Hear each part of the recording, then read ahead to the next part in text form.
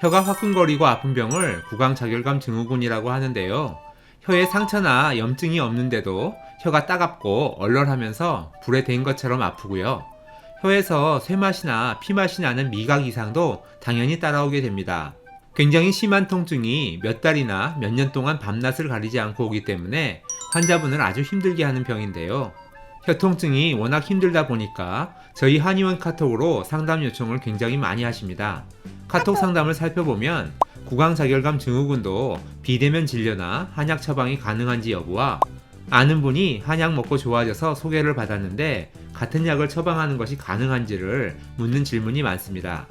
결론부터 말씀드리자면 반드시 내원하셔서 진찰을 받으셔야 한다는 겁니다. 지금부터 그 이유를 설명드리겠습니다. 혀통증 환자분들을 만나보면 어떤 분들은 혀에 백태가 두껍게 낀 경우가 있고요. 또 어떤 분들은 백태가 싹 사라지는 경우도 있습니다. 같은 구강자결감 증후군이라도 혀 상태가 천차만별인 이유는 바로 환자분의 체질이나 취약한 부분에 따라서 증세가 다르게 나타나기 때문인데요.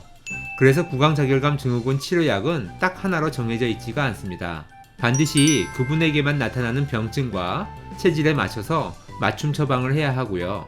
그걸 알기 위해서는 문진, 맥진, 설진, 체형 검사를 통한 체질까지 확인을 해야 합니다. 사람마다 어떻게 달라지는지 쉽게 알기 위해서 구강자결감 증후군 환자분들의 두 가지 혀 사진을 보여드릴 건데요. 같은 병이라고 해도 환자분의 혀 상태에 따라 병의 원인이 어떻게 달라지는지 살펴보겠습니다. 첫 번째 사례에서 혀의 전체적인 색깔을 보면 핏기가 없이 담백한데요. 이런 색깔은 피가 부족한 혈액 상태에서 나타나고요. 혀 전체에 백태도 많이 끼어 있는 건 위장이 안 좋아서 생기는 습담과 순환 장애가 있다는 걸 의미합니다. 그리고 양기가 부족한 양어 조짐까지 있기 때문에 이런 혀 상태를 가진 분에게 혀통증이 온다면 기혈을 보호하는 한약이 반드시 필요하고요. 몸속을 따뜻하게 하면서 순환을 시켜주는 약재까지 고려해야 하는 케이스입니다. 두 번째 사례도 혀 색깔을 먼저 보면요. 일본보다 훨씬 붉은 편인데요. 혀가 이렇게 붉다는 건 피가 많이 몰려있다, 열이 올라온다는 신호가 됩니다.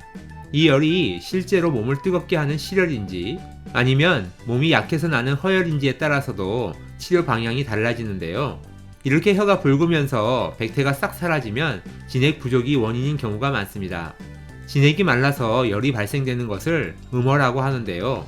이럴 때는 음을 보충하는 숙지황, 산약, 산수유 같은 약재를 써야 합니다. 이렇게 같은 병이라 해도 환자분의 상태와 체질은 모두 다르고요. 그분에게만 맞춰서 치료를 해야 하기 때문에 꼭 내원을 해주시라는 말씀을 드리고 있습니다.